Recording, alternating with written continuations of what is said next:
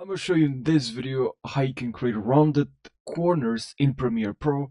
So let's jump right in this video now without wasting any second. Alright, so what you're gonna need right now is just to look for this effect in just edges, and then just to drag and drop this effect onto your video. And then from here, it's so easy in edge type. I'm gonna select an edge type here to cut, and then here in edge sharpness you can set this whatever you want. And also now we can play with some options here, but before we're doing that, let's actually decrease a little bit the scale so we can actually see what we're doing here. We can see the results, right? Because I feel otherwise we can't see the results. And now when we increase the border, we're gonna get this effect even more, you see, which we don't want. To fix this, what you're gonna have to do here to fix this problem is actually to decrease fractal influence.